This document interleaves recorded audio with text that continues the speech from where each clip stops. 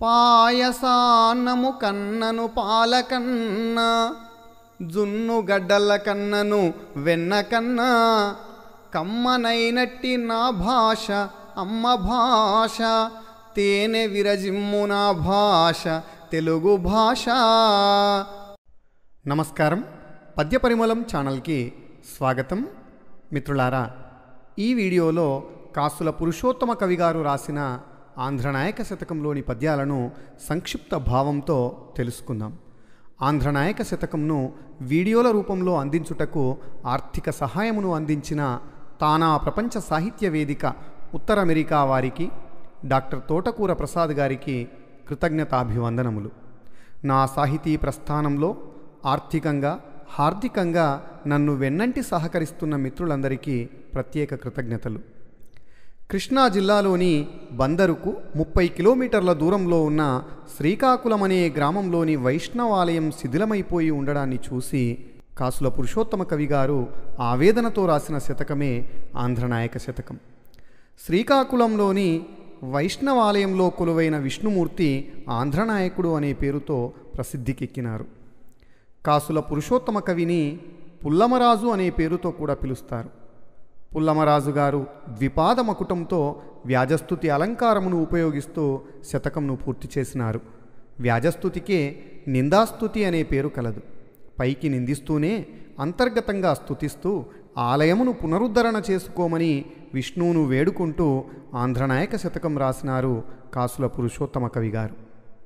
మొసలి పెట్టిన కస్తి మొర్రబెట్టిన హస్తి రక్కరించి నన్న రమ్యమేమి తులువ పల్వురిలోన వలువ విప్పగ జాన సిగ్గుగాచితినన్న పగ్గేమి బలువు శాపము చేత బండబారినాలి రంకుబాపితినన్న బింకమేమి పెద్ద మోదిన భీతి బెగడి వచ్చిన కోతి కండజేసి తినన్న అందమేమి భవభయంబున నిన్నెంత ప్రస్తుతింప కరుణ చేపట్టలేని నీ ఘనత ఏమి చిత్ర చిత్ర ప్రభావ దాక్షిణ్య భావ హత విమత జీవ శ్రీకాకుళాంధ్రదేవా.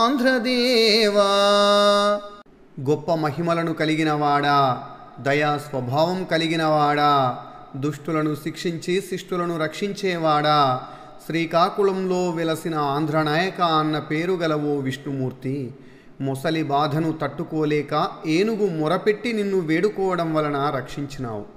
అదేమంత గొప్ప విషయమా? అలాగే దుశ్శాసనుడు ద్రౌపది వలువలూడ్చగా ఆమెను రక్షించినావు. గౌతముని శాపం కారణంగా రాతి బండగా మారిన ఆయన భార్య అహల్యను రక్షించినావు. అన్న తన్ని తరుమగా నిన్ను శరణు వేడిన సుగ్రీవుణ్ణి రక్షించినావు. ఇవేమంత చెప్పుకోదగ్గ విషయాలేమీ కావు.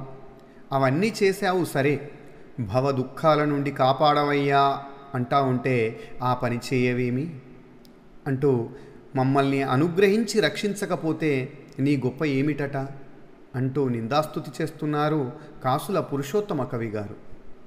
నీచు వాసన చేత నీటిలో నుండుట ఎక్కువప్పులను రాయెత్తుకొనుట కడుపాకటికి దుంగ కాయలు మెక్కుట అని నోరు దెరచి పెల్లరుచుచుంట సిరిగల్గి బిచ్చపు చిప్పజే పట్టుట చేకత్తి పరరాజు చేతికిడుట పట్టణ ప్రజకు చెప్పక పారిపోవుట కలుద్రావి నిను నీవే తెలియకుంట మ్రానువైయుంట గుర్రపు మనిషి వంట పుడమి ఆడిక సేయక విడువ నిన్ను చిత్ర చిత్ర ప్రభావ దాక్షిణ్య భావ హత విమత జీవ శ్రీకాకుళాంధ్రదేవా.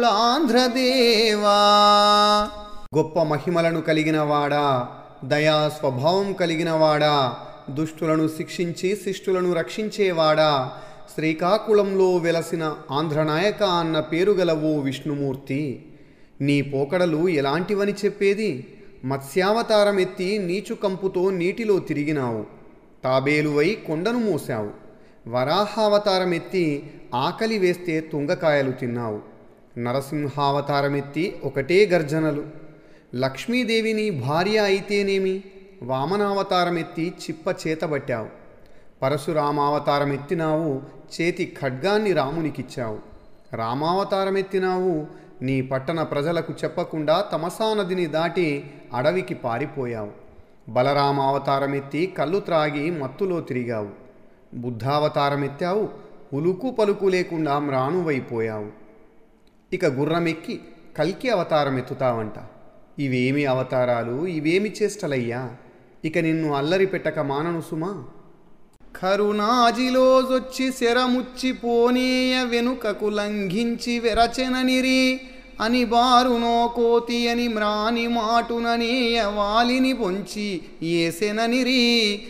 గరుడధ్వజుండన్న గురుతు దెల్పుటకున్న బలభీతి శస్త్రాహి బుద్ధుడనిరి. బలిని జంపగరాని వరమున యాచింప వృత్తినాతని భిక్షమెత్తెననిరి. యశమదెంతో ప్రయాస లభ్యంబే కాని ఎంతలో వచ్చునపకీర్తి ఎరుగవేమి.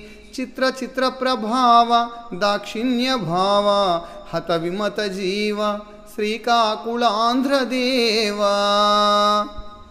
గొప్ప మహిమలను కలిగినవాడా, దయా స్వభావం కలిగినవాడా, దుష్టులను శిక్షించి శిష్టులను రక్షించేవాడా, శ్రీకాకుళంలో వెలసిన ఆంధ్రనాయక అన్న పేరు గలవో విష్ణుమూర్తి. యుద్ధరంగంలో కరుని చావు దెబ్బ కొట్టే వీలు నిమిత్తం వెనుకకు అడుగు వేస్తే నీవు భయపడ్డావన్నది ఈ లోకం. పారిపోతాడేమో వాలి అని చెట్టుచాటు చేసుకుంటే ఎదురు పడలేక దొంగ దెబ్బ కొట్టావన్నారు. నీది గరుడ ధ్వజం అని ప్రకటిద్దామని నీవనుకుంటే ఇంద్రజిత్తు వేసిన నాగాస్త్రానికి కట్టుబడిపోయావన్నారు.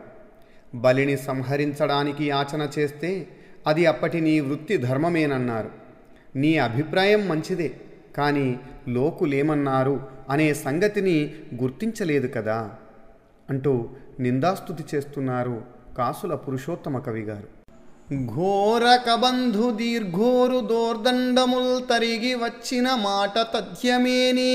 పంక్తి కంఠాత్మజు ఫణిరాజబంధమోచనుడవై వత్సుట సత్యమేని. మైరావణాభేద్య కారాగృహము గూల్చి బ్రతికి వచ్చిన పల్కు భద్రమేని. మారీచు దుస్తర మాయా భ్రమతబాసి విజయముందిన శుద్ధి నిజమయేని. కలిత రాజోపచార భోగముల కీర్తిశాలివై ఇందు మెరయుట సాక్షి జగతి. చిత్ర చిత్ర ప్రభావ దాక్షిణ్య భావ హత విమత జీవ శ్రీకాకుళాంధ్రదేవా. గొప్ప మహిమలను కలిగినవాడా, దయా స్వభావం కలిగినవాడా, దుష్టులను శిక్షించి శిష్టులను రక్షించేవాడా, శ్రీకాకుళంలో వెలసిన ఆంధ్రనాయక అన్న పేరు గలవో విష్ణుమూర్తి.